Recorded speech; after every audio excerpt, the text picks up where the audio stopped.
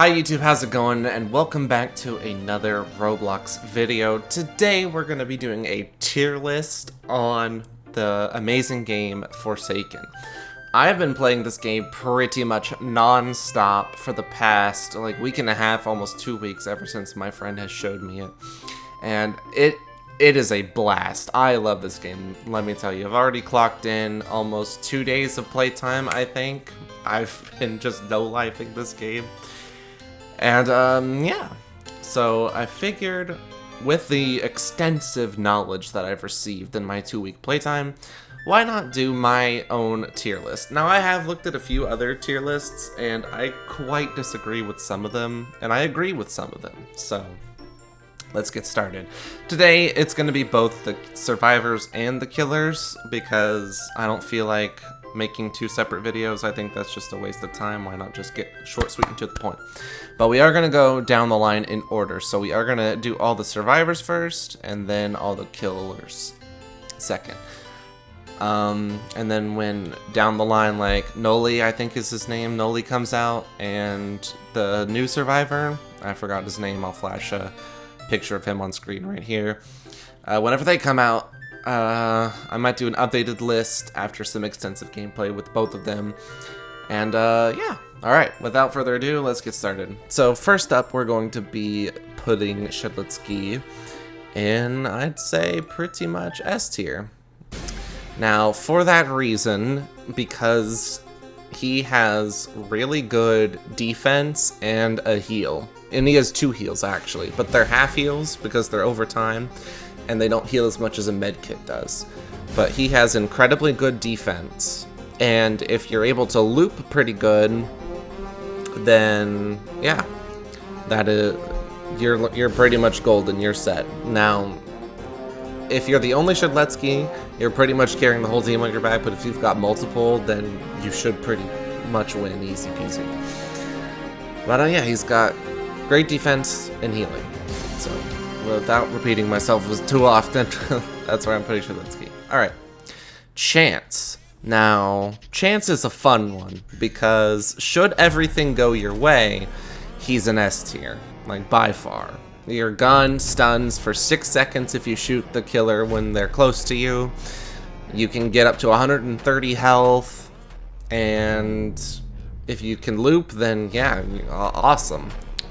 But if you're unlucky, your gun explodes twice in your hands like mine has done, or you just keep constantly low rolling health, then he's garbage. So I'm gonna give him a good in the middle mediocre, where he can reliably stun, he can somewhat get high health, but he's just kind of there.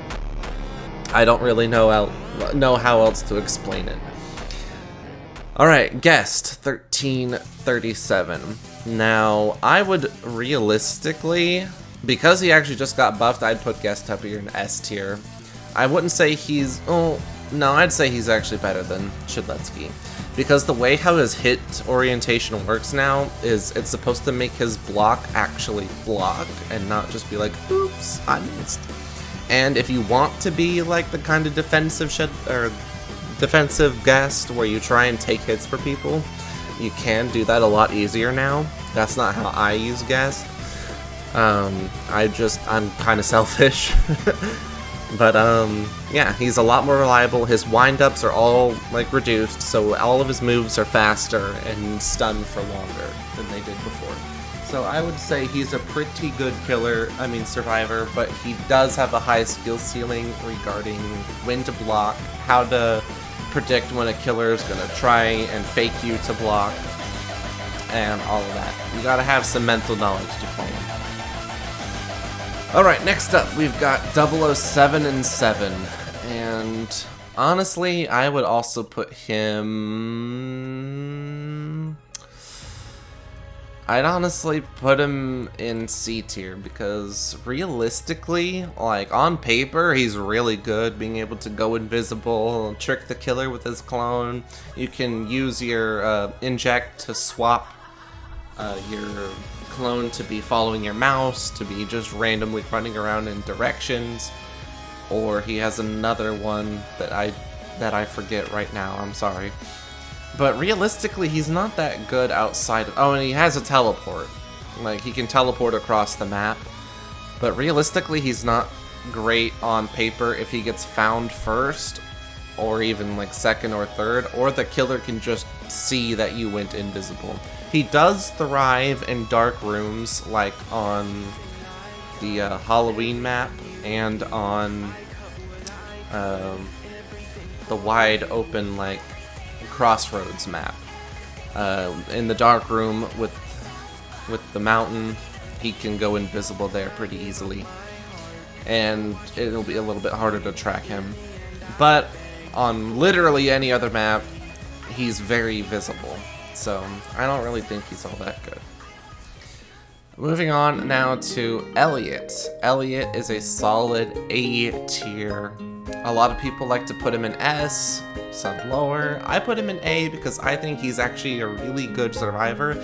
Being able to heal, I believe, 40 health or 50, I don't remember which one it is off the top of my head. But yeah, he's insane for doing that. And his double time refreshes every time he heals a survivor, so he is very good at being able to outrun the killer. However, with that fact, and the fact that he's a healer, killers love to target you.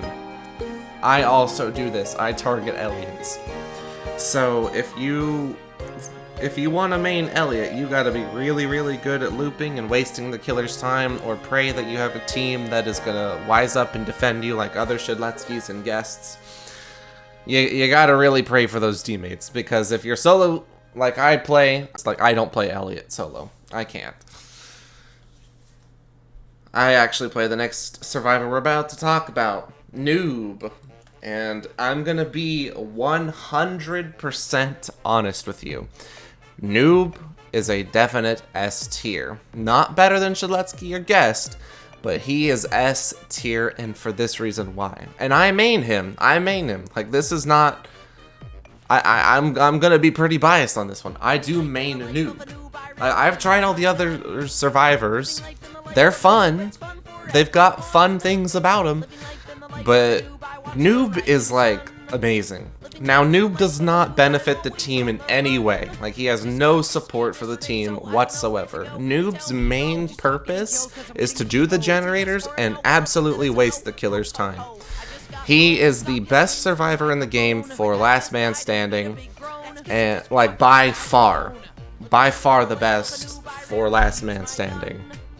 And reason being, because of his Bloxy Cola, he can get away from the killer.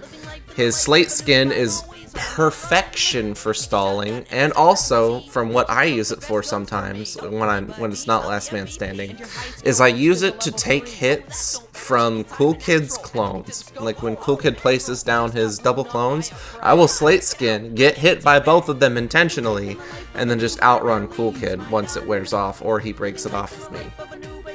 That way, he's down minions for the time that that's on cooldown, and it wastes one of his most valuable things. Like, Noob's really good.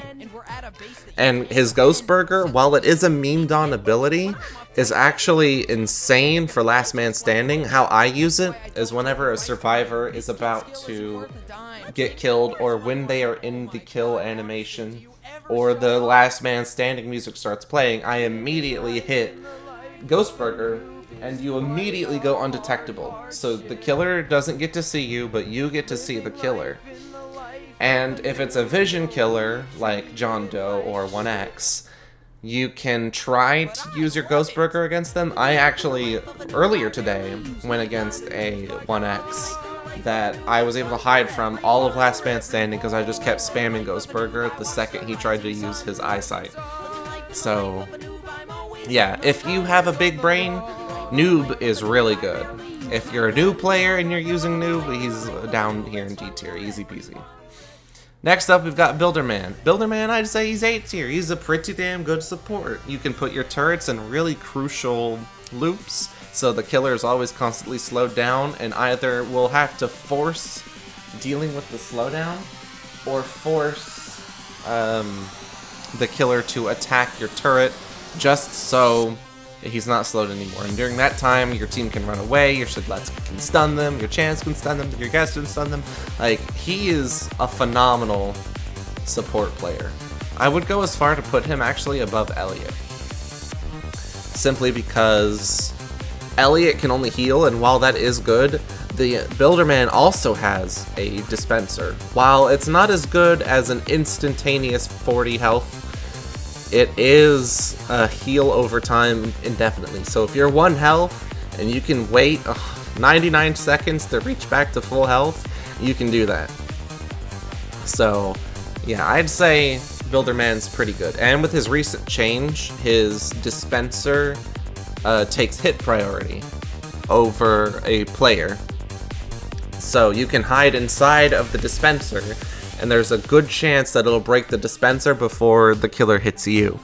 So that's a quick little extra health state that you have. And last but not least, we have 2 time. And I'm just gonna go ahead and do this, and do this, and then also do this. And we're gonna do this. So, I'm pretty sure we all saw this coming. 2 time is absolutely the worst worst survivor in the entire game, and I have him I think level 25, but he brings nothing to the table. He has no defense. His second life is god awful because he has weakness 5 for 10 seconds. So he just has to get clipped by anything, and he just explodes. And not to mention, his second life has 40 health, and his first life has 80 health. So, like, wow, so amazing, right? Alternatively, though, if you do manage to make it to last man standing as 2 time, and you haven't lost your first life, you will instantly go into your second life, but you'll have 110 health instead of 40. So that alone is like really good. I've made it to several last man standings and survived the entire round because of that fact. I was able to take extra hits. But that doesn't excuse the fact that he has no other tools. Like even like I had mentioned before, Elliott has double time, which increases his movement speed by double. Or rush hour is the name of it. And Noob has like everything in the world. Like all the other survivors have something to keep them alive. 2 time is just how good are you at looping? That's his defense, is your looping skill. So with that in mind, 2 time is not very good. Now we're finally on to the killer part of the list, and with Cool Kid, undisputed best killer in the game. Like, absolutely 100% undisputed rank 1. And he even got nerfed twice this previous patch. His M1 damage got removed by 1, and his walk speed override got nerfed by 5. So that's still not enough though, because walk speed override does 40 damage in total. It used to do 45, but now it does 40, and his left click does 26.5 when it did 27.5. But that's not like that big of a deal. Cool Kid is the fastest killer in the game, and has all of those tools at his dispense, like his corrupt nature, slows and does 15 damage, can go through walls, it follows your mouse, so if you go into shift lock and throw perfectly through walls, it can hit multiple targets. Like, it's so good. His walk speed override is actually insane if you use it correctly. Now, I will say, Cool Kid's skill ceiling is pretty high for the killer, but yeah, it doesn't like make him not broken. Like, he's broken. If you put at least like 15 levels into him, you'll quickly understand how to use him. Like, and you can still get cheesed by good survivors as a good Cool Kid. It's just a lot rarer of that occurrence for that to happen. And also with Cool Kid, his R ability, the 2 minions I was talking about earlier, with Noob, those 2 minions make 0 footstep sounds at all. They make zero sound. And so they can easily sneak up to you whenever you're doing a generator or just not paying attention and just bop you. And they do a pretty hefty chunk of damage, plus their fire effect. I believe they do 15 damage in total. 10 damage on the impact and fire for the burn. So they're pretty nasty to deal with, to say the least. But yeah, cool kid, undisputed level 1. Moving on to Jason. And Jason, realistically, I would put Jason about here in B tier. Simply because Jason actually got buffed to where his lunge works better on his beheading strike. But Jason as himself, while is the second fastest killer, and has the highest stamina regen, I believe. I don't know if the stamina regen is the exact same as every other slash or killer, but it feels like his is faster. Anyway, despite him being the second fastest killer, his hitboxes are a bit big for him in his machete, his little dinky machete. But he doesn't really have a whole lot to bring to the table. Since he is a pure left-click killer, or an M1 killer, if you will, he is a very mediocre skill ceiling, but comboing his moves together, like left-click into beheading strike, is pretty decent. And his gashing wound really isn't that fantastic unless you're able to sneak up on a survivor with that's doing a generator, and you just do it quick enough, or you hit a noob that's exiting slate skin, like I have been hit by multiple times and due to other noobs when I play Jason. So with that, I wouldn't really say he's fantastic, but he's not bad by any means. Like he can still server wipe. It's just not as well as, you know, some of the others. Alright, next up we've got Mr. Man John Doe, who I just today got the Yourself skin for, and I'm now putting a whole bunch of time into mastering him. Right now my John Doe is level 35, and yeah, I am really excited to get better with him. And I rank him up here in A tier, as just a baseline. Now, John Doe has the highest skill ceiling in the game in both killer and survivor. He has infinite potential with his damaging spikes, or his scary spikes, if you want to call them that, from one of his skins. So, realistically, if you are really good at John Doe, like, he is undisputed number 1, like, by 10 trillion miles. But as more of a baseline, he is about here in A tier. He's already better than Jason because his digital footprint and his corrupted trail are actually pretty decent abilities. One is a passive, and the other is just a trap that you leave on the ground. You can trap generators, you can trap important loop spots, so either way, you can get value with him. And yeah, like, he's just insane. And he also has the best passive in the game for killer, where it's called Unstoppable, and he can't be stunned any longer than 2.75 seconds. Like, even if Chance point blanks you with a flintlock, which should be a 6-second stun, it'll only be 2.75 seconds. There's no way to stun him longer than that. And he gets speed 1 whenever he finally exits that. So if a Shaletsky is just, or a guest is like, slap, and you'll just get stunned and be like, oh, alright. It immediately catch back up. Like, John Doe's pretty cracked. And if you're really good with him, he's even more cracked. So he's like an in-between of these. But as more of a baseline, as a average player, he's about A tier. And last, but certainly not least, my favorite killer, 1X. And I mean this with the utmost, like, this is full biased. I'm putting him in D tier. And here's where the controversy is gonna start. Because I know a lot of people that put him up here, or even here, but most people put him up here. But here's why I put him here. For this reason. 1X is horrible. Granted, in not the way you think. His damage output is very high. But it has to be because the rest of his kit is terrible. Now, I am a good 1X player, so I can server wipe even a sweaty server. It's just excruciatingly hard if it's a super sweat server. Like, I'm talking 3 Shabletsky's, guests who know how to play perfectly, Elliott's healing them, getting protected, all of that. I can still win in those servers, but it is super hard, and here is why. 1X is the slowest killer in the game.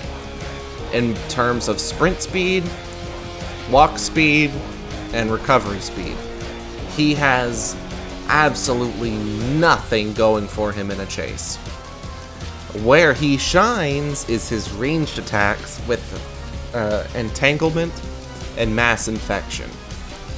Entanglement is a 10 damage stun that lets him and gives him speed 1 so he can catch up and get some value off of a stunned target. However, though, the text boxes that appear are pretty easy to get rid of. It's just like a quick bang, bang, bang, bang, and then you run. And sometimes they'll all stack up on one location like they have for me when I'm going against the 1X. So it's just a quick blah, blah, blah, blah, blah, okay, I'm out. Like, it can get value, absolutely. Like, it can get value. But that's really his main strength, is that stuff.